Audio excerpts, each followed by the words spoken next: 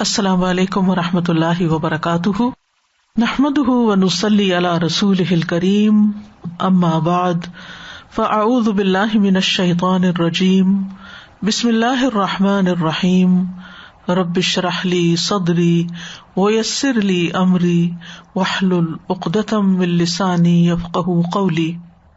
لو أنزلنا هذا القرآن على جبل لرأيته خاشعا متصدعا من خشية الله وتلك الأمثال نضربها للناس لعلهم يتفكرون۔ امثال القرآن پروگرام کے سلسلے میں آج ہم آخری پروگرام میں انشاءاللہ عہد توڑنے والے کی مثال کے بارے میں پڑھیں گے، جس کا ذکر سورۃ النحل کی آیت نمبر 91 سے 92 میں ہوا ہے۔ ارشاد باری تعالیٰ ہے، وَأَوْفُوا بِعَهْدِ اللَّهِ إِذَا عَاهَدتُّمْ وَلَا تَنقُضُوا الْأَيْمَانَ بَعْدَ توكيدها وقد جعلتم الله عليكم كفيلا إن الله يعلم ما تفعلون۔ ولا تكونوا كالتي نقضت غزلها من بعد قوة أنكاثا تتخذون أيمانكم دخلا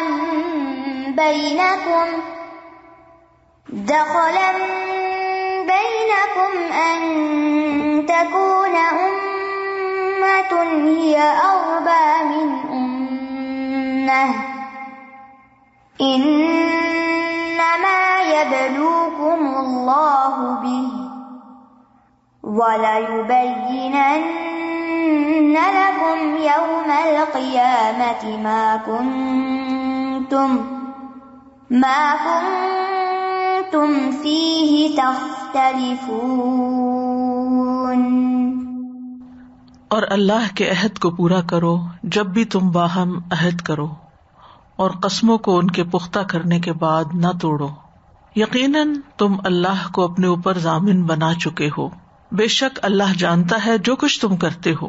اور تم اس عورت کی طرح نہ ہو جانا جس نے اپنا سوت مضبوط کاٹنے کے بعد ٹکڑے ٹکڑے کر کے توڑ ڈالا تھا، کہ تم اپنی قسموں کو آپس میں زیادتی کرنے کا بہانہ بناؤ تاکہ ایک جماعت دوسری جماعت سے زیادہ بڑی ہوئی ہو جائے۔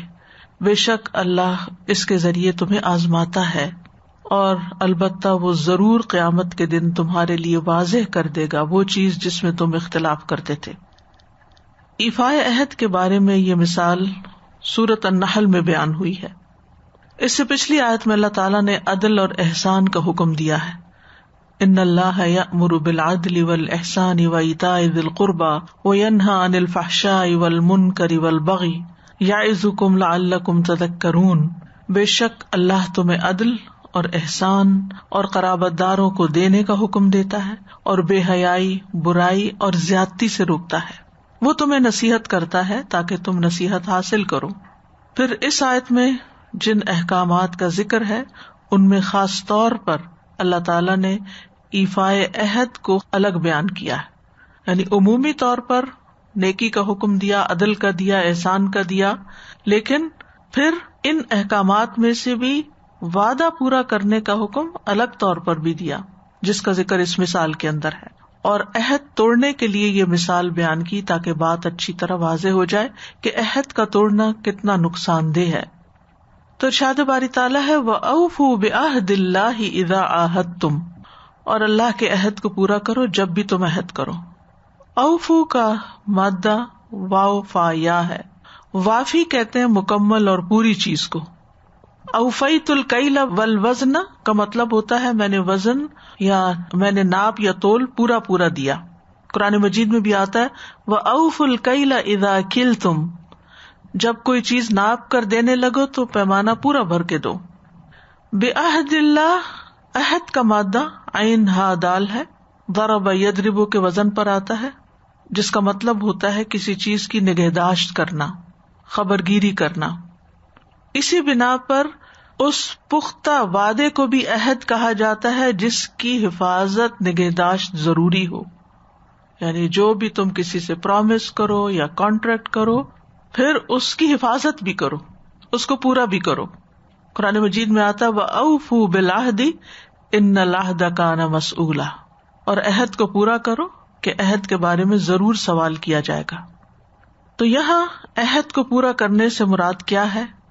اس میں وہ سارے عہد شامل ہیں جو بندہ اپنے رب سے کرتا ہے، مثلاً عبادات، نظر نیاز، نظر ماننا، قسم کھانا، اور اس کے علاوہ کسی سے کوئی بھی وعدہ جو کرتا ہے انسان، جبکہ یہ سب صحیح طریقے اور جائز طریقے پر کیے گئے ہوں. اور اس میں وہ معاہدے بھی شامل ہیں جو دو بندوں کے درمیان ہوتے ہیں، یعنی لین دین کرنے والے دو اشخاص کے درمیان، اور وہ وعدہ جو بندہ کسی اور کے ساتھ کرتا ہے اور اس کو اپنے اوپر لازم کر لیتا ہے.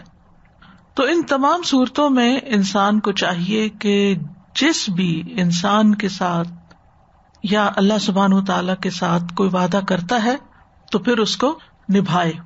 اور یہاں یہ کہا گیا کہ اللہ کے عہد کو پورا کرو، یعنی عہد کی شان یا حال یہ ہے کہ اس کی حفاظت کی جانی چاہیے، اور اس کو اللہ تعالی کی طرف نسبت کی گئی، کیونکہ ہم عموماً وعدوں پر اللہ تعالیٰ کو گواہ بناتے ہیں.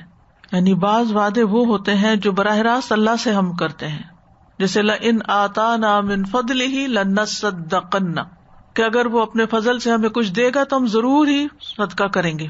اللہ سے وعدہ کر رہے ہوتے ہیں، کوئی نظر مان رہے ہوتے ہیں، کوئی منت مان رہے ہوتے ہیں.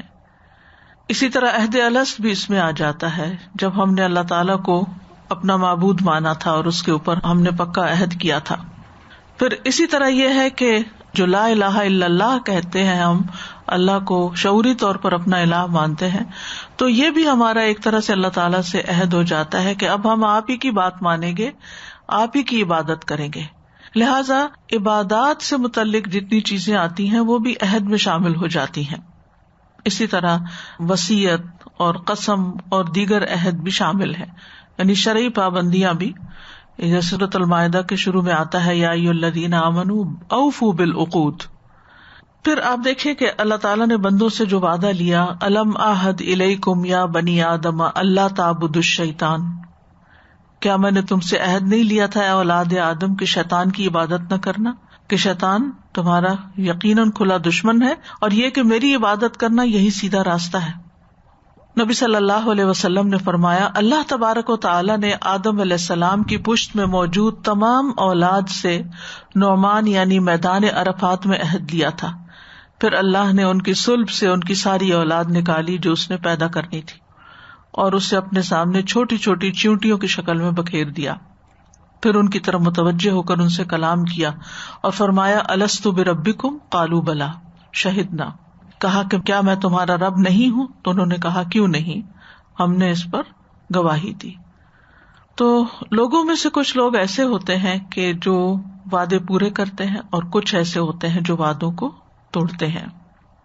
اجتماعی زندگی میں انسان بار بار لوگوں کے ساتھ کوئی نہ کوئی معاملہ کر رہا ہوتا ہے، کبھی معاشرتی سطح پر، کبھی کسی خرید و فروخت کے سلسلے میں. تو بعض اوقات 1 on 1 کیا جا رہا ہوتا ہے، بعض اوقات ایک جماعت دوسری جماعت سے کوئی عہد لے رہی ہوتی ہے. تو ایسے میں انسان جو بھی کسی کے ساتھ کوئی پرومس کرتا ہے یا کوئی عہد کرتا ہے تو اس پر اللہ تعالیٰ کو گواہ بنا لیتا ہے. مومن جو ہوتا ہے وہ وعدے کے بارے میں بہت حساس ہوتا ہے، وہ بہت اس کی کیئر کرتا ہے، اور وہ سمجھتا ہے کہ اللہ مجھ پر نگران ہے. اگر میں نے کہیں کوئی دھوکہ کیا، کوئی گڑبڑ کی، تو میں اس کے ہاں جواب دہ ہوں گا. تو جو ذمہ دار انسان ہوتا ہے وہ ہر صورت اپنے وعدوں کو پورا کرتا ہے. تو جس گھر کے اندر، جس ادارے کے اندر، جس شہر، جس ملک کے اندر لوگ وعدے پورے کرتے ہیں، وہاں پر ہر چیز اپنے صحیح طریقے پر کام کر رہی ہوتی ہے، ہر ایک اس کا حق مل رہا ہوتا ہے اور چیزیں اسموتھ چل رہی ہوتی ہیں. لیکن جہاں پر لوگ وعدہ نہ پورا کریں تو وہاں ایک نہیں کئی خرابیاں پیدا ہوتی ہیں، طرح طرح کے جھگڑے جنم لیتے ہیں، بد اعتمادی جنم لیتی ہے اور انسان بد اخلاق ہو جاتا ہے، انسان اپنا اعتماد کھو دیتا ہے. تو اس لیے بہت ضروری ہے کہ ہم اپنے وعدوں کو پورا کرنے والے ہوں، چاہے ہم نے وہ اللہ سے کوئی وعدہ کیا ہو یا ہم نے بندوں سے کوئی وعدہ کیا ہو، چاہے ہم نے عبادت کے سلسلے میں کوئی وعدہ کیا ہو، کوئی نظر ماننی ہو، کتاب اللہ کو تھامنے کا عہد کیا ہو، کچھ بھی ایسی بات جو ہمارے اور رب کے درمیان ہو یا رب کا نام لے کر بندوں کے ساتھ کی گئی ہو یا کسی کے ساتھ نہیں، اپنے دل ہی دل میں ہم کچھ ارادے باندھتے ہیں اور وعدے کرتے ہیں اور اللہ سے اپنے اعمال پر معافی مانگتے ہیں، ان سب کو پورا کرنا ضروری ہے. اس کو نظر ماننا بھی کہتے ہیں ہم. جیسے حضرت مریم کی والدہ نے نظر مانی تھی تو انہوں نے کسی انسان کے سامنے کو ڈکلیئر نہیں کیا تھا، اپنے دل ہی دل میں ایک بات کی تھی اور اللہ سبحانہ وتعالیٰ اس پر گواہ تھا. اسی طرح جو لوگ حج پہ جاتے ہیں وہ بھی بعض اوقات کچھ عہد کرتے ہیں، اگر اللہ تعالیٰ مجھے حج پہ لے گیا تو میں ایسا اور ایسا کروں گا. پھر اسی طرح انسان عام روزمرہ زندگی میں جو نظر مان لیتا ہے کسی مشکل کے وقت میں یا ویسے بھی مان لیتا ہے اللہ کی رضا کے لیے، کسی چیز سے انسپائر ہو کے، ویسے وہ نیکی نہیں کر پا رہا ہوتا لیکن جب اپنے اوپر کوئی عہد کر کے پابندی ڈال دیتا ہے تو اس میں ایک استقامت آ جاتی ہے انسان کے اندر. تو ایسی ساری چیزوں کو پورا کرنا ضروری ہے. مومن بندوں کی صفت بتائی گئی ہے یوفون بالنذر، کہ وہ نظر پوری کرتے ہیں. پھر عہد سے مراد قسم بھی ہوتی ہے. شابی کہتے ہیں عہد قسم ہے اور اس کا قسم والا کفارہ، یعنی اگر آپ عہد توڑتے ہیں تو پھر آپ کو کیا کرنا چاہیے؟ کفارہ دینا چاہیے اس گناہ کی معافی کے لیے، جیسے آپ قسم توڑ کے کفارہ دیتے ہیں. قرطبی اللہ تعالیٰ کے اس فرمان وَأَوْفُوا بِعَهْدِ اللَّهِ إِذَا عَاهَدتُّمْ کے بارے میں کہتے ہیں کہ یہ لفظ ان تمام معاہدوں کو عام ہے جو زبان سے منعقد کیے جاتے ہیں، یعنی بول کر کیے جاتے ہیں اور انسان اس کی پابندی کرتا ہے، خواہ وہ کوئی فروخت کرنے کی چیز ہو یا صلہ رحمی ہو یا کسی اور کام میں انسان کسی کے ساتھ مضبوط عہد کر رہا ہو. اسی طرح عہد میں روز مرہ کے وعدے بھی شامل ہوتے ہیں، جیسے بچوں کے ساتھ ہم وعدہ کرتے ہیں یا ہماری کوئی ڈاکٹر کے ساتھ اپائنٹمنٹ ہوتی ہے یا ہم کسی انسان کو ملنے کے لیے کوئی وقت دیتے ہیں یا کسی وقت پر پہنچنے کا وعدہ کرتے ہیں کہ ٹھیک ہے میں اتنے بجے آپ کے پاس پہنچ جاؤں گا. تو ایسے وعدوں کو پورا کرنا بھی لازم ہے. مثلاً آپ کمٹمنٹ کرتے ہیں کہ میں یہ کورس پڑھاؤں گا، میں یہ جمعہ کا خطبہ دوں گا، یعنی کئی چیزیں ہوتی ہیں کہ جس میں لوگوں کی کمٹمنٹ ہو تو ہی انسان یا ادارہ آگے بڑھ سکتا ہے. لیکن اگر حال یہ ہو کہ انسان وعدہ تو کر لے اور پھر کام کا وقت جب آئے تو اس وقت آئیں بائیں شائیں کرے، یا یہ کہ کوئی بہانہ بنانا شروع کر دے، اور ایسا کرنا جو ہوتا ہے وہ منافقین کی صفت ہوتی ہے، یعنی وعدہ خلافی جو ہوتی ہے. رسول اللہ صلی اللہ علیہ وسلم نے منافق کے بارے میں فرمایا تھا کہ وہ جب وعدہ کرتا ہے تو اس کی خلاف ورزی کرتا ہے. تو اس کا یہ مطلب نہیں تھا کہ صرف منافق کی صفت بتا دی جائے یا نشانی بتا دی جائے. مقصد اس کا یہ تھا کہ لوگ ایسا کرنے سے بچیں، پرہیز کریں اور اپنے وعدے پورے کریں. ہاں اگر کوئی شرعی عذر ہو جائے، مثلاً ایک شخص کا پورا پکا پلان تھا کہ وہ کام کرے گا لیکن اچانک کوئی بیماری آ گئی، فوت ہو گیا، کسی قرض میں جکڑا گیا، قید ہو گیا، یعنی اس کے بس سے باہر ہو گیا وہ پورا کرنا، اور پھر اس صورت میں کوئی بات نہیں. لیکن جان بوجھ کے کہ کوئی دنیاوی فائدہ نظر آ گیا تو اس وعدے کو توڑ کے اس طرف چل پڑا. ویسے کئی دفعہ ایسا ہوتا ہے کہ لوگ کسی کے ساتھ کوئی بزنس ڈیل کرتے ہیں، مثلاً مکان بیچ رہے ہیں، مکان سیل پہ لگایا ہے اور بائر آیا ہے اور اس نے کہا کہ جو مثلا میں 300,000 دوں گا. آپ کہتے ہیں ڈن، ٹھیک ہے، وہ بیانہ بھی دے دیتا ہے. اس کے بعد کیا ہوتا ہے کہ ایک ہفتے کے بعد ایک اور آتا ہے اور وہ کہتا ہے کہ میں 500,000 دوں گا. اب انسان کہتا ہے میں تو فلاں کے ساتھ ڈیل کر چکا ہوں لیکن اس میں فائدہ زیادہ ہے تو چلو اس کو تو خیر اسے بہانہ کر لیتے ہیں، اس کا بیانہ واپس کرتے ہیں اور نیا کانٹریکٹ کر لیتے ہیں. تو اس قسم کے یعنی دنیاوی فائدوں کی خاطر بھی اس طرح وعدے توڑنا جو ہے وہ درست نہیں. مثلاً کہیں پر آپ نے اپنے بچے کا رشتہ طے کیا، مثلا اپنی بیٹی کا یا بہن کا، اب وہ اس کے ساتھ منسوب بھی ہو گئی، سب کچھ ہو گیا، اتنے میں کوئی اور رشتہ جو بہت پرومسنگ تھا وہ نظر آ گیا. اب آپ کہتے ہیں کہ اس سے جان چھڑاؤ، توڑتے ہیں اس کو، وہ فلاں جگہ کرتے ہیں. تو ایسا کرنا جو ہے یہ ایک بد اخلاقی بھی ہے اور وعدہ خلافی بھی ہے، اور لوگوں کے اندر ایک بے چینی پیدا کرنے کا سبب بھی ہے. اگر ہر کوئی اپنے وعدے اس قسم کے طریقوں سے توڑنا شروع کر دے تو پھر معاشرے کے اندر کوئی بھی بندہ قابل اعتبار نہیں رہتا، کام نہیں چلتا. کیونکہ انسان جب کسی سے کوئی وعدہ کرتا ہے تو اس کو پورا کرنے میں کئی عناصر کار فرما ہوتے ہیں، بہت سی چیزیں انوالو ہوتی ہیں. انسان کے اپنے کچھ پلان ہوتے ہیں کہ یہ کام کرنے کے بعد پھر مجھے اگلا یہ کرنا ہے، یہ اس تاریخ تک کلوز ہو جائے گا تو پھر مجھے یہ نیا پروجیکٹ کرنا ہے. لیکن اگر وہ خلل میں پڑ جائے تو انسان گویا کہ واپس پلٹ گیا. پھر فرمایا وَلَا تَنْقُضُوا الْأَيْمَانَ بَعْدَ تَوْكِيدِهَا، اپنی قسموں کو بھی پکا کرنے کے بعد مت توڑو. یعنی پہلے پورا کرنے کی بات کی گئی اور پھر اب کیا ہے، مزید تاکید کی گئی. یہاں تنقضوا کا لفظ ہے، یہ نقض سے ہے. اس کا معنی ہوتا ہے کسی چیز کا شیرازہ بکھیرنا، عمارت کو ڈھانا اور رسی کے بل اتارنا، گرا کھولنا، یہ سارے نقض میں آتے ہیں. یعنی رسی بٹی جاتی ہے نا، اور رسی کی جو رول کی ہوئی چیز ہے اس کو کھول دینا، جو ہے اس کو تار تار کر دینا، یہ نقض ہوتا ہے. تو یہاں سے عہد شکنی کے لیے یہ لفظ بطور استعارہ استعمال ہوتا ہے. قرآن مجید میں آتا ہے الذین ینقضون عہد اللہ، وہ لوگ جو اللہ کے عہد کو توڑ دیتے ہیں. اور ایمان جو ہے یہ یمین کی جمع ہے، اور اس کا اطلاق قسم اور حلف دونوں پر ہوتا ہے. عام طور پر جب لوگ عہد کرتے ہیں اور خاص قسم کے عہد کرتے ہیں تو ان پہ قسم بھی کھاتے ہیں، اللہ کو گواہ بھی بناتے ہیں. بعض لوگ ہاتھ پہ ہاتھ رکھتے ہیں، جیسے بیعت وغیرہ بھی ہوتی ہے. کوئی ہاتھ میں ہاتھ ڈال کے، آپ نے دیکھا ہوگا کہ جب کوئی وعدہ پورا کیا جاتا ہے تو پھر ہاتھ ملاتے ہیں لوگ، یا بعض اوقات اپنے دل پہ ہاتھ رکھتے ہیں اور اشارہ انگلی سے کرتے ہیں اوپر کہ اس پر اللہ گواہ ہے. تو عہد اور میثاق کے وقت یعنی قسم کے وقت اللہ کو گواہ بنایا جاتا ہے. اس لیے فرمایا وَقَدْ جَعَلْتُمُ اللَّهَ عَلَيْكُمْ كَفِيلًا، حالانکہ تم یقینی طور پر اللہ کو اس پر ضامن بنا چکے ہو، کفیل بنا چکے ہو. کفالہ کا مطلب ہوتا ہے ضامن بنانا، کفالت کہتے ہیں ضمانت کو. تکفلت بکذا کا مطلب ہوتا ہے کسی چیز کا میں ضامن بنا. اور پھر اسی طرح کفلہ زکریا کا لفظ قرآن مجید میں آتا ہے کہ زکریا کو اس کا کفیل بنا دیا.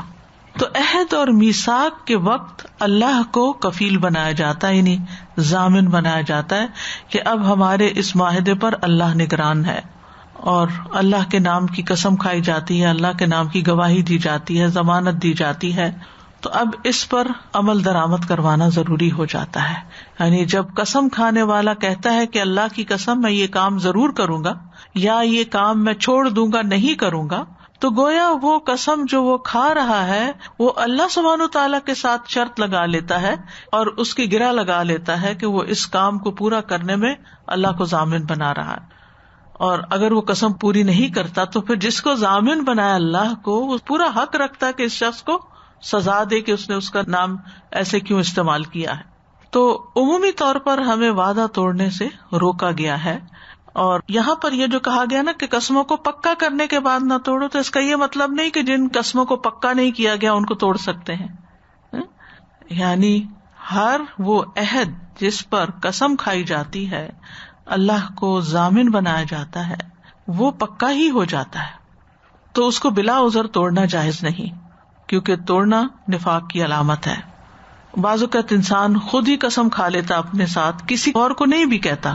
تو اگر اس قسم کو توڑنا پڑے کسی وجہ سے، مثلاً وہ قسم کھا لے کہ میں ہر دوسرے دن روزہ رکھوں گا، میں ہر سال شعبان کے پورے روزے رکھوں گا، اب نہیں پورا کر پا رہا، تو پھر کیا ہے، قسم کا کفارہ دے، جس کا ذکر سورۃ المائدہ کی آیت نمبر 89 میں آتا ہے. لا یؤاخذکم اللہ باللغو فی ایمانکم ولکن یؤاخذکم بما عقدتم الایمان.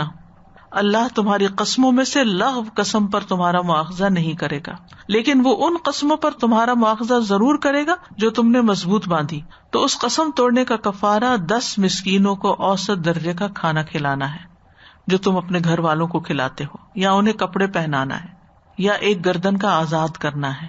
تو جو کوئی یہ نہ پائے تو 3 دنوں کے روزے رکھنا ہے. یہ تمہاری قسموں کا کفارہ ہے جب تم قسم کھاؤ، اور اپنی قسموں کی حفاظت کیا کرو. اسی طرح اللہ اپنی آیات تمہارے لیے واضح کرتا ہے کہ تم شکر ادا کرو.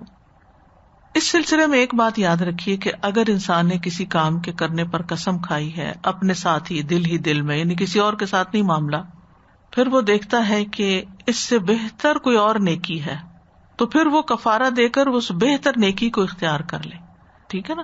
لیکن یہ نہیں کہ لوگوں کے ساتھ معاہدہ کر کے پھر دیکھے کہ اب وہ بہتر ڈیل ہے تو یہ توڑ کے کچھ اور شروع کر دے، وہاں سے کچھ اور دیکھے تو اس کو توڑ دے.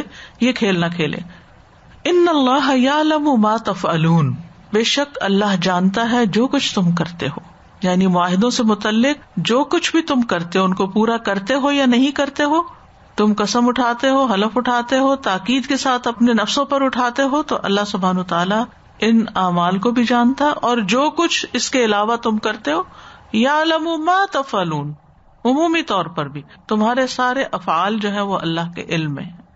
ولا تکونوا کاللتی نقضت غزلها من بعد قوۃ انکاثا. اب یہاں مثال سے اس بات کو سمجھایا جا رہا ہے کہ وعدہ توڑنے والے کی مثال کیا ہے. فرمایا تم اس عورت کی طرح نہ ہو جاؤ جو اپنا سوت مضبوط کاٹنے کے بعد اس کو توڑ دیتی ہے. اس آیت کا شان نزول یہ بیان کیا جاتا ہے کہ قریش کی مکہ میں ایک خرقہ حمقہ عورت تھی، یعنی مجنون اور کم عقل والی عورت تھی. تو اس کی کچھ لونڈیاں بھی تھی، تو وہ صبح سے دوپہر تک خود بھی سوت کاٹتی اور اپنی لونڈیوں سے بھی کتواتی اور سارا دن محنت کرتی. پھر دوپہر ہوتی تو ان سب کو کہتی کہ جتنا سوت کاتا ہے وہ سارا کھول دو، سارا توڑ دو. آپ کو معلوم ہے نا جب سوت کاتا جاتا ہے تو اس کے گولے بنتے ہیں، اور وہ جب گولے بنتے ہیں تو اس میں وہ دھاگا محفوظ ہو جاتا ہے، اور اگر اس کو کھول دیا جائے تو وہ سارا الجھ جاتا ہے. تو وہ کیا کرتی کہ پہلے اس کے رولز بناتی اور پھر اس کے بعد اس کو کھول دیتی اور اس کی تاروں کو کھول دیتی اور پھر اس کے بعد ان کو توڑ تاڑ کے پھینک دیتی. اب نہ تو وہ پیور روئی یا اون کی شکل میں کام آ سکتی تھی مٹیریل، اور نہ ہی اس کا دھاگا کام آتا، یعنی وہ کسی بھی کام کا نہ رہتا، بالکل ہی بیکار ہو جاتا. کیونکہ ادھر آپ را مٹیریل استعمال کریں یا یہ ہے کہ اس سے کوئی پروڈکٹ بنا کے استعمال کریں، لیکن اگر آپ یہ دونوں نہیں کر رہے اور اس کو بیچ میں توڑ کے خراب کر رہے ہو تو پھر اس صورت میں وہ سب بیکار ہے. اس کا نام بھی بتایا جاتا ہے کہ اس کا نام ریتا بنت عمرو بن کعب بن سعد تھا، اور اس کو خرقہ مکہ بھی کہا جاتا تھا. اور غزل کا لفظ جو ہے یہاں پر غزل یغسل سے ہے، اس کا مطلب ہے سوت کا کاٹنا، یعنی اون یا روئی کو دھاگوں کی شکل میں کاٹ دینا. انکافا کا مطلب ہے کمبل یا سوت ادھیڑنا. آپ کو یاد ہوگا، شاید آپ نے بچپن میں یہ دیکھا بھی ہو کہ لوگ پرانے سویٹروں کو ادھیڑتے ہیں، یعنی بنانے کے بعد پھر ان کے دھاگے کھول کے ان سار کو ادھیڑ کے پھر ان سے کچھ اور چیز بنا لیتے ہیں. اور اسی طرح کچھ اور چیزوں کو بھی دوبارہ استعمال کرنے کے لیے ادھیڑ دیا جاتا ہے. تو یہاں مراد کیا ہے؟ کمبل یا سوت ادھیڑنا ہی نہیں، بلکہ وہ سارا دن جو دھاگا بنواتی تھی اس کو ادھیڑ دینا، کھول دینا، توڑ دینا. تو اللہ سبحانہ وتعالیٰ نے اس عورت کی مثال دیتے ہوئے فرمایا کہ تم اپنے باہمی معاہدات کو، کانٹریکٹس کو کچے دھاگے کی طرح نہ سمجھو کہ جب چاہو توڑ ڈالو. اور اس صورت میں تم اس عورت کی طرح دیوانے نہ بنو، وہ تو دیوانی تھی، اور اگر تم یہ کام کرتے تو تمہارا بھی یہ فعل عقل مندی پر مبنی نہیں بلکہ سراسر دیوانگی ہے. آپ دیکھیے کہ جب بھی انسان کوئی کام شروع کرتا ہے تو اس کے لیے ایک بڑی اہم صفت اس کو درکار ہوتی ہے، اور وہ ہے استقامت. اسی لیے کہا جاتا ہے الاستقامت فوق الکرامہ. استقامت تو کرامت سے بھی بڑھ کے چیز ہے. یعنی جیسے کسی ولی اللہ سے کوئی کرامت ظاہر ہوتی ہے تو آپ بہت امپریس ہوتے ہیں، اسی طرح اگر کوئی شخص اپنے وعدے پر، اپنی بات پر، اپنے کام پر، اپنے منصوبے پر مستقل مزاجی کے ساتھ کام کرتا ہے اور ڈٹ جاتا ہے تو وہی دراصل کامیابی کے منزل کو پہنچ جاتے ہیں.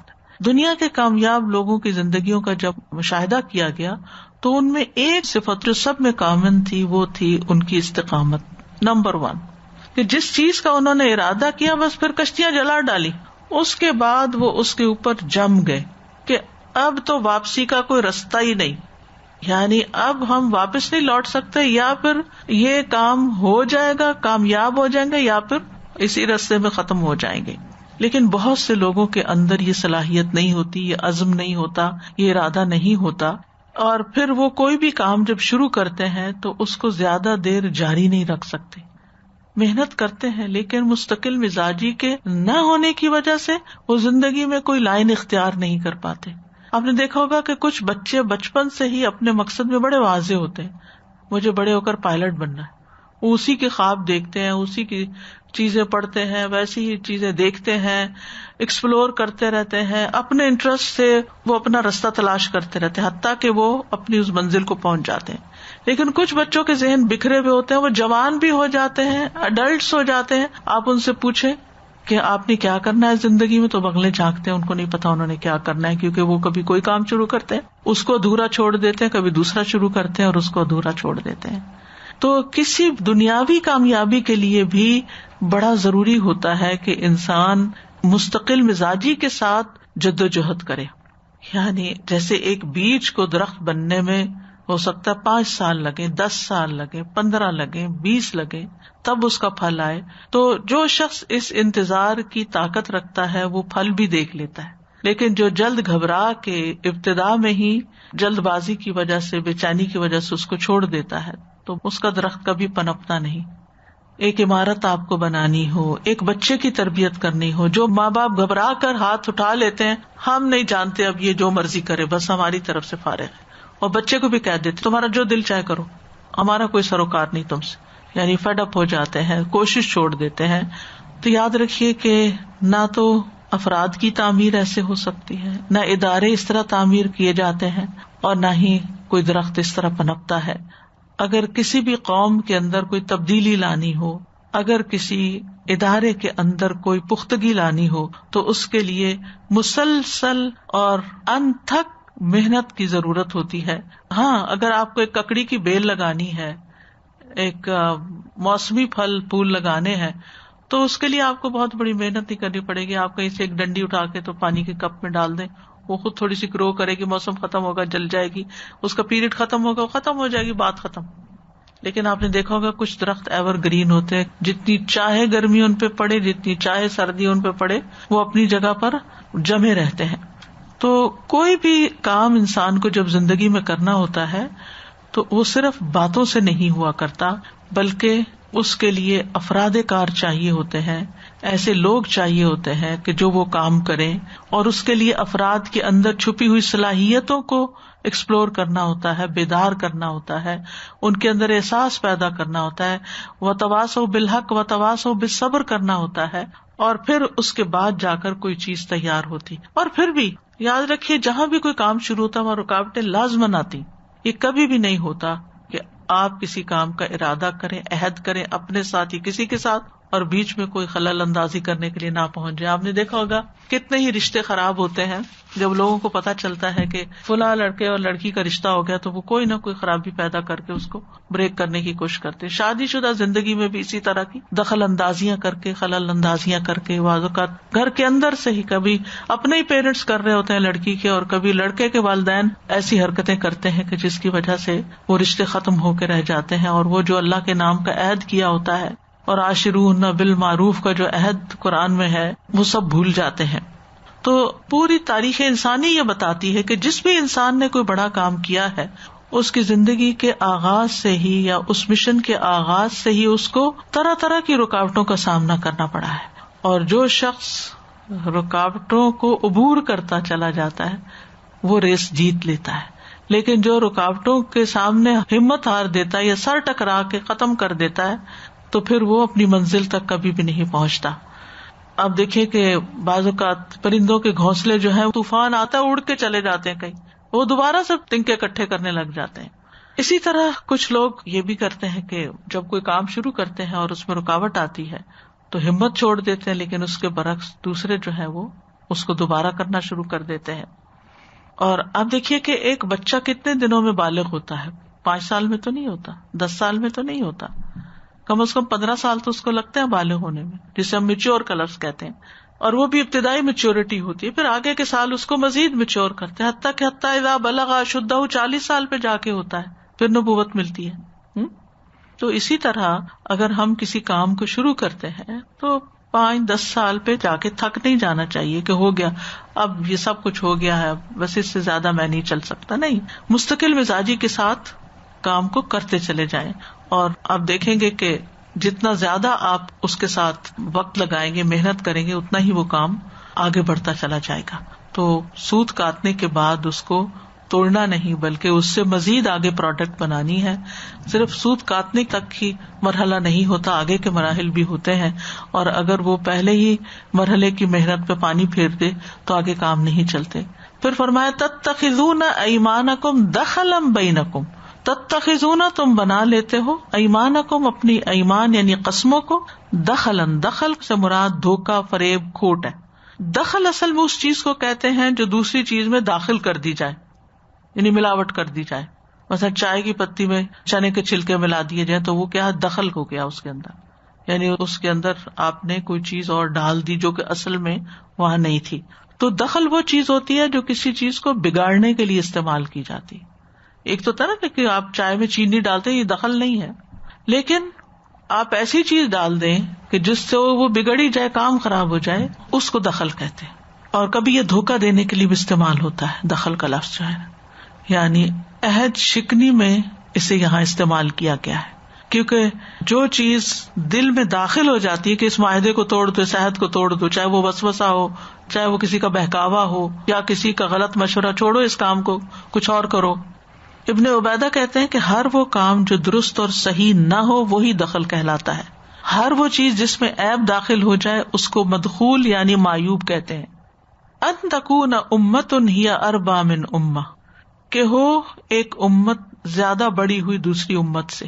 امت ہر وہ جماعت جن کے درمیان کوئی رشتہ ہو، دین کا یا کسی ریجن کا، جغرافیے کا یا کسی زمانے کا. مطلب ایک زمان میں یا ایک مکان میں لوگ رہتے ہوں، جیسا کینیڈا کے رہنے والے کینیڈین کہلاتے ہیں، پاکستان کے رہنے والے پاکستانی کہلاتے ہیں. اسی طرح اوقات میں سلف صالح یعنی جو پہلی 3 صدیوں کے لوگ ہیں یا پہلے لوگ ہیں، تو وہ ایک امت بن جاتے ہیں. جو نبی صلی اللہ علیہ وسلم کے زمانے میں صحابہ تھے وہ ایک امت تھی، اس سے پہلے کے لوگ تلک امت قد خلت. اسی طرح پرندوں کی بھی جماعتیں، امتیں ہیں. وما من دابۃ فی الارض ولا طائر یطیر بجناحیہ الا امم امثالکم. اور اربا کا لفظ ربا سے ہے، معنی ہے زیادہ کثرت والا ہونا. اربا افعال کے وزن پر. جب کوئی چیز زیادہ اور کثیر تعداد میں ہو جائے تو اس کو کہا جاتا ہے ربا الشیء، یعنی چیز بڑھ گئی. یعنی مراد کیا ہے کہ تم اپنی قسموں کو عہد شکنی اور خیانت کا ذریعہ نہ بناؤ، اس وجہ سے کہ تم کسی ایسی جماعت سے جو تعداد اور مال میں دوسری سے بڑھ کر ہو اس سے وعدے کر لو. مطلب کیا ہے کہ تم اپنے وعدے اس لیے نہ توڑو کہ کوئی اور جماعت زیادہ طاقتور ہے تو اس سے ہٹ کے تم اس کی طرف مائل ہو جاؤ. اس کو اس سے سمجھیے. ابن کثیر کہتے ہیں کہ مجاہد جو مفسر ہیں وہ کہتے ہیں کہ اہل عرب اپنے حلیفوں سے معاہدے کرتے تھے، کیونکہ وہاں پر کوئی اکیلا نہیں رہ سکتا تھا. لوگوں کو ایک دوسرے کے ساتھ الائن کر کے اور اتحاد کر کے اور دوستی کر کے اپنے آپ کو مضبوط بنانا پڑتا تھا. تو جب ان کو اپنی تعداد سے زیادہ تعداد والے لوگ مل جاتے اور ان کو اپنے سے زیادہ طاقتور مل جاتے تو وہ کمزور لوگوں سے معاہدہ توڑ دیتے اور ان لوگوں سے معاہدہ کر لیتے جو تعداد اور قوت میں زیادہ ہوتے تھے. تو ان کو اس سے منع کیا گیا. تو آپ دیکھیے آیت کو دوبارہ کہ وَلَا تَكُونُوا كَالَّتِي نَقَضَتْ غَزْلَهَا، اس عورت کی طرح نہ جو سود توڑ دیتی ہے، یعنی اپنے عہد توڑ دیتی ہے، اپنے کیے کرائے پہ پانی پھیر دیتی. من بعد قوت انکاسا، اس کو مضبوط کرنے کے بعد، اچھا بٹنے کے بعد، کاٹنے کے بعد ٹکڑوں ٹکڑوں میں توڑ دیتی ہے. تو تم بھی کیا کرتے ہو، اپنی قسموں کو آپس میں دھوکہ دہی کا ذریعہ بنا لیتے ہو. ٹھیک ہے. اور پھر کس وجہ سے تم ایسا کرتے ہو کہ تمہیں ایک اور جماعت ایسی نظر آ گئی جو پہلی جماعت سے تعداد میں زیادہ بڑی ہوئی ہے. انما یبلوکم اللہ بہ، بے شک اللہ اس کے ذریعے تمہارا امتحان لیتا ہے. یعنی بہت دفعہ ایسا ہوتا ہے کہ انسان ایک کام شروع کرتا ہے اور پھر اس کو کوئی ایسی چیز نظر آ جاتی ہے جو اس کے لیے زیادہ اٹریکٹیو ہوتی ہے اور وہ کہتا ہے پہلی سے کیسے نکلوں، پھر کوئی جھوٹے بہانے کرتا ہے, دھوکہ دیتا ہے, جھوٹی قسمیں کھاتا ہے اور اس عہد کو توڑ دیتا ہے. تو مطلب یہ ہے کہ اللہ تمہیں عہد کو پورا کرنے کا حکم دے کر تمہاری آزمائش کرتا ہے, یا جب تم کوئی عہد کر لیتے ہو تو پھر اس کے بعد یہ دیکھتا ہے کہ تم اپنے عہد پورے کرتے ہو یا نہیں, تمہارے اوپر کوئی امتحان ڈال دیتا ہے. جیسے صلح حدیبیہ کے موقع پر جب لوگ جا رہے تھے عمرے کے لیے تو انہوں نے لبیک عمرہ کہا, تو راستے میں بہت سارا شکار ان پر آیا جس کو وہ اپنے ہاتھوں سے پکڑ سکتے تھے, لیکن چونکہ لبیک اللہم لبیک لبیک عمرہ کہہ کے انسان اللہ کے ساتھ عہد کرتا ہے, میں احرام کی پابندیوں میں آ گیا ہوں, اب میں کوئی شکار نہیں کروں گا. اب شکار ایک اوپر گرا پڑ رہا ہے اور وہ کر ہی نہیں سکتا, تو یہ ایک امتحان تھا. بعض اوقات انسان کوئی حلال کا کام کر رہا ہوتا ہے کہ اچانک حرام کے بڑے بڑے دروازے کھل جاتے ہیں, تو انسان کے لیے بڑی ٹیمپٹیشن ہوتی ہے, میں کب تک اس حلال میں پھنسا رہوں گا اور اس مشکل میں, کب تک میں یہ, وہ سوچتا ہے کہ اللہ معاف کرنا, چھوڑو اس کو, چلو وہ کام کرتے ہیں جس میں زیادہ نفع ہے, اور اس طرح وہ اپنے پہلے عہد کو اللہ کے ساتھ کہ میں تیری اطاعت کے مطابق زندگی بسر کروں گا اس کو ختم کر دیتا ہے. فرمایا وَلَا يُبَيِّنَنَّ لَكُمْ يَوْمَ الْقِيَامَةِ مَا كُنْتُمْ فِيهِ تَخْتَلِفُونَ, وہ ضرور بیان کرے گا تمہارے لیے قیامت کے دن اس معاملے کو جس میں تم اختلاف کرتے رہے, یعنی جہاں تم ایک دوسرے سے جدا ہوئے, ایک دوسرے کے ساتھ تم نے اختلاف کیا, وعدہ توڑ دیا, اور جو وجہ بنی وہ سب تمہارے سامنے واضح ہو جائے گا. استغفر اللہ. دنیا میں تو انسان جھوٹ بول کے دھوکہ دے کے دوسرے کو مطمئن کر سکتا ہے کہ نہیں ہماری یہ مجبوری ہے, فلاں نہیں کرے. بعض اوقات آپ دیکھیں کہ آپ کہیں رشتہ ڈالتے ہیں, وہ آپ سے بڑا پرومس کر لیتے ہیں کہ ہاں ٹھیک ہے بالکل یہ بیٹی آپ کی ہے, سب باتیں پکے وعدے دے دیا آپ کو, سب کچھ کر لیا. پھر کسی بات پہ مزاج بدلتا ہے تو کہتے ہیں وہ اصل میں فیملی میں وہ فلاں بزرگ نہیں مانتے, وہ فلاں نہیں مانتا, طرح طرح کے بہانے کر کے اس کو ختم کر دیا جاتا, حالانکہ کوئی معقول ریزن نہیں بھی ہوتی. بعض اوقات لوگ بہکاتے ہیں, جھوٹی خبریں پہنچاتے ہیں, بد دل کرتے ہیں, اور لوگ پھر پریشان ہو کر ان معاہدوں کو توڑ دیتے ہیں. تو بہت کم لوگ ایسے ہوتے ہیں کہ جو نقصان اٹھا کر بھی اپنے عہد کو پورا کرنے والے ہوں. اول تو انسان جب کسی کے ساتھ کوئی پرومس کرے تو سوچ سمجھ کے کرے, جلد بازی میں نہ کرے. ہاں میں کر دوں گا. رات چلتے ہوئے کوئی آپ کو کہتا ہے یہ کرسی اٹھا دینا, ہاں فکر نہیں کرو میں اٹھا دوں گا. اگلے دن وہ آتا ہے وہ کرسی وہیں پڑی ہوتی ہے. کیا تھا, نہ غور سے سنا اور نہ دیکھا کہ میں کرسی اٹھانے کے قابل ہوں یا نہیں, ہاں کر دی. روزمرہ زندگی میں کتنی دفعہ ایسی چیزیں ہو رہی ہوتی. بچے کہتے ہیں مجھے یہ چاہیے, ری کر رہے ہوتے, آپ کہتے ہیں بالکل مل جائے گا, تم کرو اپنا کام, فکر ہی نہ کرو. اور 10 دن گزر جاتے ہیں اور ہم روز جھوٹے بہانے کر کے پرومس پورا نہیں کرتے. یہ ساری چیزیں قیامت کے دن وعدہ خلافیاں وَلَا يُبَيِّنَنَّ کھول کے رکھ دی جائیں گی تمہارے لیے, کہ جہاں تم کسی کے ساتھ انڈیفرنٹ ہوئے اور تم نے اپنے وعدے پورے نہیں کیے. تو اس مثال سے کیا پتہ چلتا ہے کہ ہمارے دین میں وعدہ پورا کرنا نہایت ضروری ہے. وہ ایمان کا حصہ. لا دین لمن لا عہد لہ, اس کا تو کوئی دین ہی نہیں جس کا عہد نہیں. ولا ایمان لمن لا امانت لہ, اور جس کی امانت نہیں اس کا ایمان ہی نہیں. تو ہمارے دین میں عہد پورا کرنا دین کا ایک بہت بڑا حصہ ہے. یہ دین ہے, یہ دنیا داری نہیں, یہ دین ہے. چاہے ہم دین کے نام پہ وعدے کریں, چاہے دنیا کے کام میں وعدے کریں. سورۃ توبہ میں آتا ہے ان اللہ اشتری من المؤمنین انفسهم واموالهم بان لهم الجنہ یقاتلون فی سبیل اللہ فیقتلون ویقتلون وعدا علیہ حقا فی التوراۃ والانجیل والقرآن ومن اوفی بعہدہ من اللہ. اللہ سے زیادہ اپنا وعدہ پورا کرنے والا کون ہے؟ اللہ نے یہ وعدہ تورات, انجیل اور قرآن سب میں کیا ہے کہ جو اپنی جان اور مال اللہ کو دیں گے اللہ ان کے بدلے ان کو جنت دے گا. تو سب سے بڑھ کر تو اللہ تعالیٰ اپنا وعدہ پورا کرتا ہے. ایمان والوں سے بھی اللہ کا وعدہ ہے اور کفر والوں سے بھی, ظالموں سے بھی. پھر فرشتوں کی صفت بھی یہی ہے. جبریل علیہ السلام نے رسول اللہ صلی اللہ علیہ وسلم سے وعدہ کیا کہ وہ ایک خاص گھڑی میں آپ کے پاس آئیں گے, لیکن وہ نہیں آئے. اس وقت آپ کے ہاتھ میں عصا تھا, تو آپ نے اسے اپنے ہاتھ سے نیچے پھینکا اور فرمایا اللہ اپنے وعدے کی خلاف ورزی کرتا ہے نہ اس کا رسول, یعنی دونوں ہی نہیں کرتے. پھر آپ نے دھیان دیا تو آپ کی چارپائی کے نیچے کتے کا پلہ تھا. تو آپ نے فرمایا عائشہ یہ کتا یہاں کب داخل ہوا؟ انہوں نے کہا کہ اللہ کی قسم مجھے بالکل پتا نہیں چلا. تو آپ نے حکم دیا کہ اس کو باہر نکال دیا جائے. تو جبریل علیہ السلام تشریف لے آئے. تو رسول اللہ صلی اللہ علیہ وسلم نے فرمایا آپ نے میرے ساتھ وعدہ کیا تھا, میں آپ کی خاطر بیٹھا رہا لیکن آپ نہیں آئے. تو انہوں نے کہا آپ کے گھر میں جو کتا تھا مجھے اس نے روک لیا. بے شک ہم ایسے گھر میں داخل نہیں ہوتے جس میں کتا ہو اور تصویر ہو.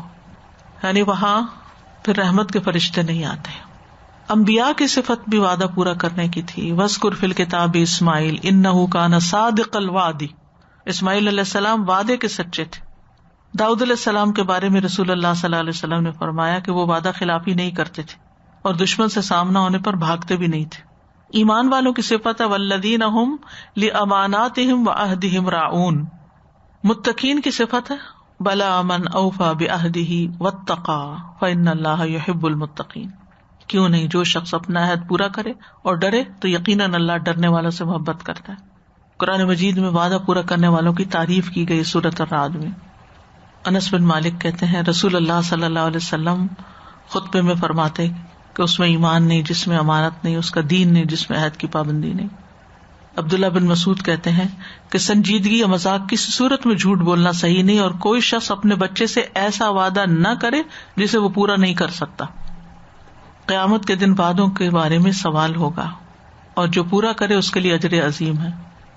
صحابہ کرام کی صفت سورۃ الاحزاب میں آتی ہے نا کہ ان میں سے کچھ ایسے ہیں جنہوں نے اپنا عہد پورا کر لیا اور کچھ ایسے ہیں جو منتظر ہیں. منہم من قضا نحبہ ومنہم من ینتظر. عہد شکنی منافق کی صفت ہے. عہد شکنی سے قتل و غارت پھیلتی ہے. رسول اللہ صلی اللہ علیہ وسلم نے فرمایا جو قوم عہد شکنی کرتی ہے اس میں قتل و غارت پھیل جاتا ہے، دشمن مسلط ہو جاتا ہے. عہد توڑنے کے بہت سے نقصان ہیں. سب سے پہلے کہ وہ اپنی جان پہ ظلم کرتا ہے. فمن نکث فانما ينکث علی نفسہ. پھر اپنا خسارہ کرتا ہے. الذین ینقضون عہد اللہ، اس آیت کے آخر میں آتا اولئک هم الخاسرون. اللہ کی لعنت اور دلوں کی سختی کا باعث ہے. سورۃ الرعد میں اس کی تفصیل آتی ہے آیت 25 کے اندر. یہ عداوت اور بغض کا باعث بنتا ہے. نصارہ نے جب اپنا عہد پورا نہیں کیا تو اللہ نے ان کے دلوں کے درمیان دشمنی اور کینہ واری ڈال دی. اور دوسری اہم بات جو اس آیت سے پتہ چلتی ہے وہ یہ کہ وعدہ پورا کرنے کے لیے استقامت کی ضرورت ہوتی ہے. کاموں کو مستقل مزاجی سے کرنے کی ضرورت ہوتی ہے. تو ثابت قدمی جو ہے وہ بہت ضروری ہے. اور اللہ تعالیٰ کے نزدیک پسندیدہ عمل کیا ہے؟ احب الاعمال الی اللہ ادومها وان قل. جو سب سے زیادہ تسلسل کے ساتھ کیا جائے، پابندی کے ساتھ کیا جائے. نبی صلی اللہ علیہ وسلم کو دین میں سب سے زیادہ پسندیدہ وہی عمل تھا جس پر اس کے کرنے والے کو دوام. اور اس کا فائدہ بھی کیا ہوتا ہے کہ اگر انسان بیمار ہو جائے یا سفر پر ہو اور اپنے اس کام کو پورا نہ کر سکے تو اس کو اس کا اجر ملتا رہتا ہے. نبی صلی اللہ علیہ وسلم جو نماز شروع کرتے اس پہ ہمیشگی کرتے، چاہے تہجد ہو یا ضحیٰ کی نماز ہو یا کوئی اور اسی طرح اس نماز کو زیادہ پسند کرتے جس پر ہمیشگی اختیار کی جائے. صحابہ کرام بھی اعمال میں دوام اختیار کرتے تھے. حضرت عبداللہ ابن عمرو بن العاص سے مروی کہتے ہیں کہ رسول اللہ صلی اللہ علیہ وسلم نے مجھ سے فرمایا اے عبداللہ فلاں کی طرح نہ ہو جانا جو رات کو قیام کرتا تھا پھر اس نے چھوڑ دیا. اور استقامت سے ہٹنے والے کی مثال اس عالم کی سی ہے جس کو اللہ نے اپنی آیات کا علم دیا، جس کا ذکر سورۃ الاعراف کی آیت 175 اور 60 میں ہوتا ہے. پھر شیطان اس کے پیچھے پڑ گیا اور گمراہ ہو گیا اور وہ دین سے نکل گیا، دنیا میں پڑ گیا. اور اس کے برعکس استقامت اور دوام کے بہت فائدے ہیں. یہ خوف اور غم سے بچاتا ہے. ان الذین قالوا ربنا اللہ ثم استقاموا فلا خوف علیہم ولا هم يحزنون. یقیناً وہ لوگ جنہوں نے کہا اللہ ہمارا رب ہے پھر اس پر خوب قائم رہے تو ان پر نہ کوئی خوف ہوگا نہ وہ غمگین ہوں گے. یہی لوگ جنت والے ہیں جو اس میں ہمیشہ رہیں گے. یہ ان کے اعمال کا بدلہ ہے جو وہ کرتے ہیں. استقامت فرشتوں کے نزول کا سبب بنتا ہے، فرشتوں کی دوستی ملتی ہے. سورۃ فصلت میں آتا ہے ان الذین قالوا ربنا اللہ ثم استقاموا تتنزل علیہم الملائکۃ الا تخافوا ولا تحزنوا وابشروا بالجنۃ التی کنتم توعدون. تو ایمان لا کر وہ خاص صفت جو جنت کی بشارت دیتی ہے اور خوف اور غم سے نجات کی بشارت دیتی ہے وہ استقامت کی صفت ہے. نحن اولیاؤکم فی الحیاۃ الدنیا وفی الآخرہ وَلَكُمْ فِيهَا مَا تَشْتَهِي أَنفُسُكُمْ وَلَكُمْ فِيهَا مَا تَدَّعُونَ. ہم دنیا کی زندگی میں بھی تمہارے دوست ہیں اور آخرت میں بھی. فرشتوں کا ساتھ ملتا ہے، وہ اپنے وقت پہ حاضر ہو جاتے ہیں کہ اب اس بندے نے اس وقت یہی کام کرنا ہے. اور وہاں جو جی چاہے گا تمہارا تمہیں ملے گا، جو کچھ مانگو گے تمہارا ہوگا. یہ بخشنے والے مہربان کی طرف سے مہربانی ہوگی.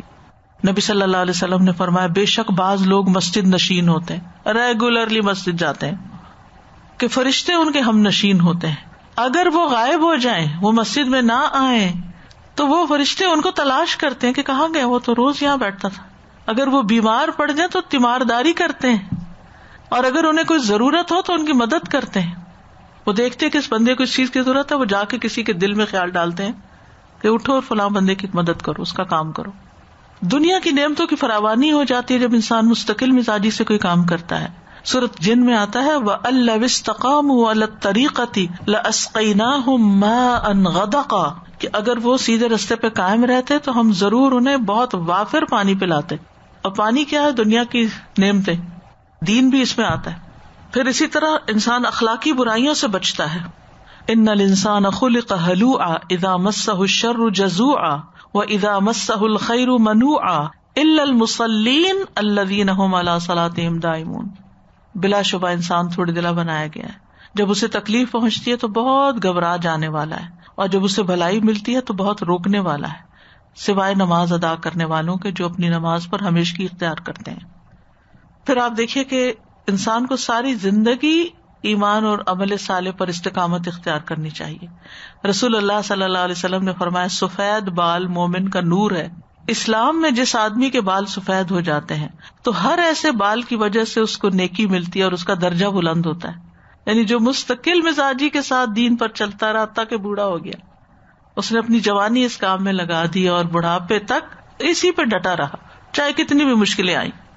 مرتے دم تک انسان عبادت پہ قائم رہے. وَاعْبُدْ رَبَّكَ حَتَّى يَأْتِيَكَ الْيَقِينُ. اور مرنے کے بعد جب قبر میں انسان جاتا ہے تو وہاں بھی اس کو لا الہ الا اللہ کے ساتھ استقامت نصیب ہو جاتی ہے. یثبت اللہ الذین آمنوا بالقول الثابت فی الحیاۃ الدنیا وفی الآخرہ. جو دنیا میں اس قول پہ ثابت قدم رہا وہ آخرت میں یعنی قبر میں بھی اس کو استقامت ہوگی، وہ فرشتے کے سوالوں کا جواب آسانی سے دے دے گا. استقامت کے لیے انسان کو اللہ سے مدد مانگنی چاہیے. وَاسْتَعِینُوا بِالصَّبْرِ وَالصَّلَاةِ. ہر رکاوٹ، ہر مشکل کے وقت نماز بھی اور دعا بھی اور صبر. قرآن و سنت کو مضبوطی سے تھامنا چاہیے، اپنے فرائض کی حفاظت کرنی چاہیے، عبادت کے لیے وقت نکالنا چاہیے، اپنے مقصد سے جڑے رہنا چاہیے، اللہ کے راستے میں لگے رہنا چاہیے. وَالَّذِينَ جَاهَدُوا فِينَا لَنَهْدِيَنَّهُمْ سُبُلَنَا. نیک لوگوں سے جڑے رہنا چاہیے، جماعت نہیں چھوڑنی چاہیے، ایک دوسرے کا ساتھ نہیں چھوڑنا چاہیے. پھر خواہش پرستی سے بچنا چاہیے. خواہشات کی پیروی جب انسان کرتا ہے تو سیدھے راستے سے ہٹ جاتا ہے. وَلَا تَتَّبِعِ الْهَوَىٰ فَيُضِلَّكَ عَن سَبِيلِ اللَّهِ. خواہش نفس کی پیروی نہ کرنا ورنہ تمہیں اللہ کے راستے سے ہٹا دے گی. پھر سستی اور غفلت چھوڑنا چاہیے. زبان کی حفاظت بڑی ضروری ہے. بعض اوقات انسان بڑا بول جاتا ہے، جو کر رہا ہوتا ہے سالوں سے وہ اس کا چھوٹ ہی جاتا ہے. اپنا محاسبہ کرتے رہنا چاہیے اور نیک اعمال کو ضائع کرنے سے بچانا چاہیے. یعنی ایسے سارے کاموں سے بچنا چاہیے کہ جس سے نیک اعمال ضائع ہوں، جیسے ارتداد ہے، کفر ہے، شرک ہے، اور پھر ریاکاری ہے، دکھاوا ہے. یہ اعمال کو ضائع کرنے والی چیزیں ہیں. احسان جتانا، لا تبطلوا صدقاتکم بالمن والاذی. نیت کی خرابی. کرنے کے کام کیا ہے کہ اللہ سے کیے ہوئے وعدے پورے کریں. ان ساری امثال کے اندر جو کچھ ہم نے پڑھا ہے ان پر عمل کرنے والے بنے. بندوں کے ساتھ کیے ہوئے وعدے اور کمٹمنٹس بھی پوری کریں. اپنے اعمال کی حفاظت کریں. ان اعمال سے بچیں جو نیکیوں کو ضائع کرنے والے ہیں. جو کر رہے ہیں اس پہ جم جائیں، چاہے مشکل آئے، ڈٹے رہیں. مستقل مزاجی پیدا کریں اپنے اندر، اسی سے پھر وعدے پورے ہو سکیں گے. اور پھر یہ کہ اپنے ایمان کی قوت، اعمال کی کثرت سے دھوکہ نہیں کھائیں کہ میں تو اتنے سالوں سے یہ اچھا کام کر رہا ہوں تو میرے لیے کوئی مشکل نہیں. اللہ کی توفیق سے انسان کرتا ہے. لہذا اللہ تعالیٰ سے ثابت قدمی کا سوال کرنا چاہیے، دعا کرتے رہنا چاہیے. ربنا لا تزغ قلوبنا بعد اذ ہدیتنا وہب لنا من لدنک رحمہ انک انت الوہاب. ربنا وآتنا ما وعدتنا علی رسلک ولا تخزنا یوم القیامہ انک لا تخلف المیعاد.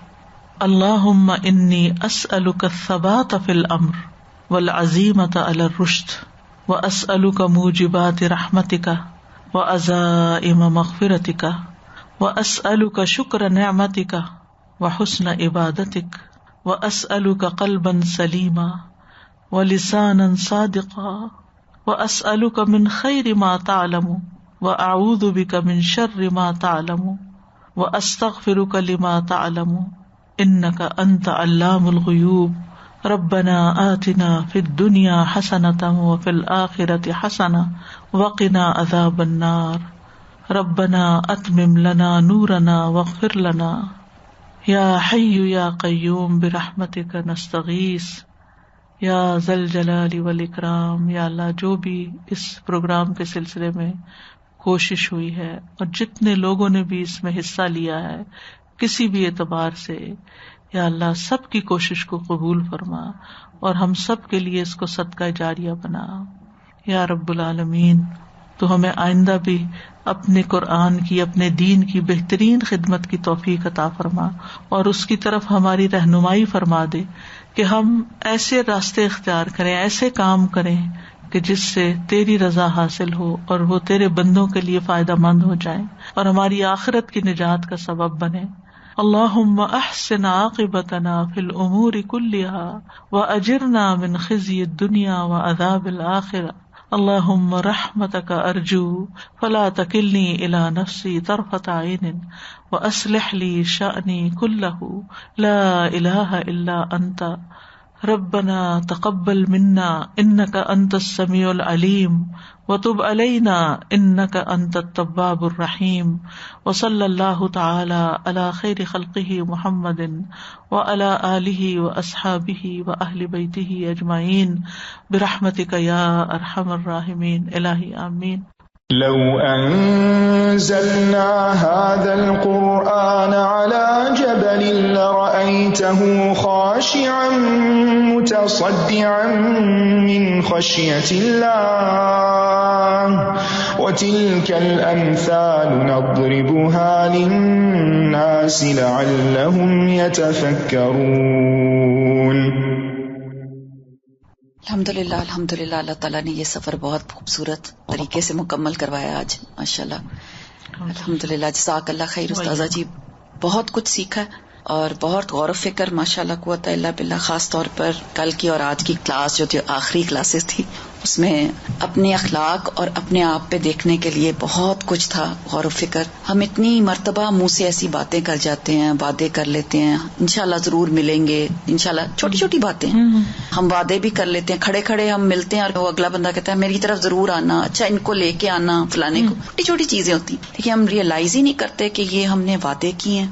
اور بچوں سے بھی ہم نے جب سے میرا خیال میں پیدا ہوئے اب تک کچھ نہ کچھ لگا ہی رہتا ہے کہ ہاں یہ میرے سے لے لینا، یہ مجھ سے کر لینا. لوگوں کو ہوپ دلا دیتے ہیں جی، بہت امیدیں بھی دلا دیتے ہیں کہ ہم انشاءاللہ. خاص طور پہ غریب لوگ ہوتے ہیں نا، خاص طور پہ جن کو ہم زکوٰۃ دیتے ہیں یا جو ہمیں دیکھ رہے ہوتے ہیں کہ ہم دینے والے ہیں، تو وہ ایک جوڑا بھی ہوتا ہے نا کپڑوں کا. تو کبھی وہ کہہ دیں گے یہ بہت پیارا ہے تو کہیں گے اچھا اب جب میں اتاروں گی نا تمہیں دوں گی. پھر ہم بھول جاتے ہیں. مطلب بہت چھوٹی چھوٹی باتیں ہیں. اصل یہ کہ ایسے وعدے کرنے ہی نہیں چاہیے بیسیکلی. جیسے آپ نے آج کہا کہ محتاط گفتگو بہت زیادہ ضروری ہے. ناپیں تولیں دیکھیں کیا ہم نے وعدے کیے. اور جیسے وہ کل کی بات کو آج میں لا رہی ہوں کہ جیسے اپنے آپ کو یاد کریں کہ میں نے کیا چیز کی تھی ایسے کہ جو میرے آج گناہوں کا یا میری کوئی پرابلم کریٹ ہو گئی یا مجھے امتحان آ گیا یا میرے منہ سے کیا بات نکلی تھی، وہ ہمارا اپنا کیا ہوتا ہے جو ہمارے سامنے آ رہا ہوتا ہے. تو اللہ تعالیٰ سب سے پہلے تو معافی مانگنی چاہیے، بہت زیادہ استغفار سوچ سوچ کے کہ یا اللہ ہمیں وہ دکھا دے کہ جو چیز ہم نے ایسی کوئی زندگی میں کی ہو. خاص طور پہ والدین بہت ایسے وعدے کر لیتے ہیں کہ یہ پلاٹ تمہیں دے دیں گے، یہ فلانا ہو جائے گا. اور اچھا بعض اوقات بچے بھی والدین سے وعدے کر لیتے ہیں ہم آپ کے لیے یہ کر دیں گے وہ کر دیں گے، پھر کچھ بھول جاتے ہیں. اور اگر یاد بھی رہتا تو شیطان اتنا بھلا دیتا ہے کہ وہ اپنی کمٹمنٹس پوری ہی نہیں کرتے.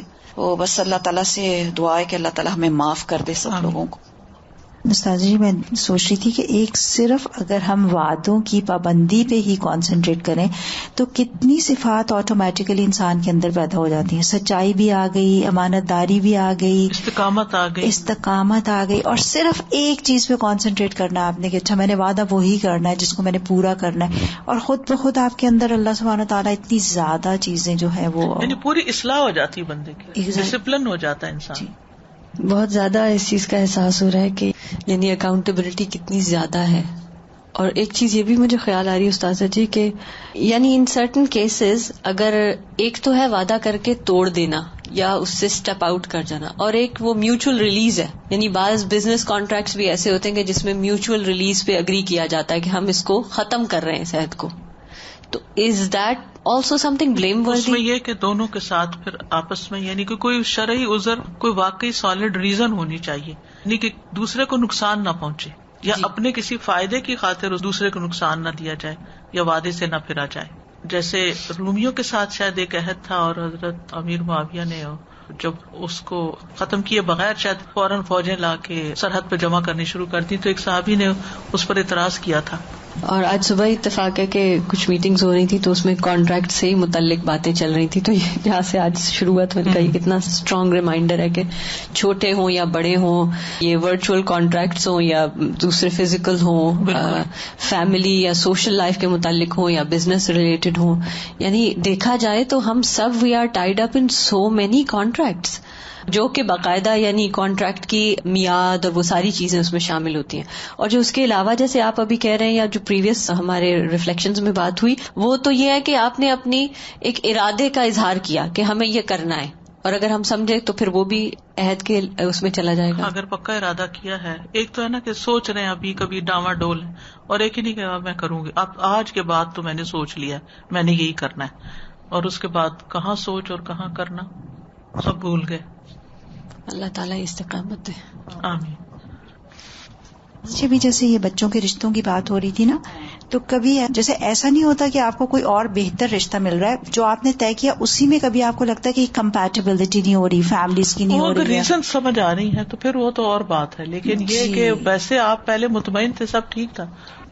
سزا ایک پوائنٹ میرے دل میں بھی آ رہا تھا کہ آج کل ایک ٹرینڈ چلا ہوا ہے کہ ہمیں کانٹریکٹ کرنا ہی نہیں ہوتا، کسی کو کوئی چیز پہ نا بندھنا نہیں ہے، ہاں، اور کوئی کمٹمنٹ نہیں کرنی، کمٹمنٹ سے ڈرتے نہ ہیں. شادی کی کمٹمنٹ کرنی ہے، داخلہ نہیں لینا. اگر کمٹمنٹ کر لیا تو اس کا خوف ہے کہ یہ کمٹمنٹ ہم پورا نہیں کر سکیں گے، تو شادی سے بھی کمٹمنٹ ختم کہ چلو ساتھ رہ لیتے ہیں، ٹوگیدر رہیں گے، کبھی دل چاہا تو شادی کریں گے ورنہ نہیں. پھر کیا ہے کہ جو ایگریمنٹ کیا ہے شادی کا، نکاح کا، اس کے اندر کتنی بڑی کمٹمنٹ ہے، بالکل اس میں کتنا بڑا وعدہ ہے اللہ کا، اس میں جو اللہ حق مہر دینے کا وعدہ جی وہ توڑ دیتے ہیں. پھر وہ بیوی کو حق دینا، یعنی اللہ سبحانہ و تعالیٰ کا تقویٰ ہمارے نکاح کے خطبے میں ہے نا، تقوی کا سب سے زیادہ کہیں بھی نہیں ہوتا کہ عورت کو عزت دی جائے یا کچھ. تو وہ ساری چیزیں جو ہیں وہ کانٹریکٹس کو دیکھا نہیں جاتا، اور انسان جو ہے وہ اپنے رستے سے ہٹ جاتا ہے. بالکل. اور آج کی جو جنریشن ہے وہ تو بالکل بھی کمٹمنٹ نہیں کرتی. دے ڈونٹ وانٹ ٹو سے اینی تھنگ. آئل سی، یہ ورڈ آ جاتا ہے، آئل سی، دیکھوں گا یا دیکھوں گی اگر ہو سکا تو. اور بعض اوقات ٹالنے کے لیے کہتے اوکے فائن، اوکے فائن یا yes, and then they don't know at all. تو اللہ سبحانہ و تعالیٰ ہماری آگے کی نسل اور ہماری ابھی کی جو نسل ہے اور ہماری نسل و نسل کو اللہ سبحانہ و تعالیٰ استقامت پہ رکھے اور اللہ ایمان پہ رکھے. اللہ سبحانہ و تعالیٰ انہیں سیریسنس دے کہ جو ہم کہہ رہے ہیں وہ کریں بھی انشاءاللہ. وآخر دعوانا ان الحمد للہ رب العالمین. سبحانک اللہم وبحمدک، اشہد ان لا الہ الا انت، استغفرک واتوب الیک. السلام علیکم ورحمۃ اللہ وبرکاتہ.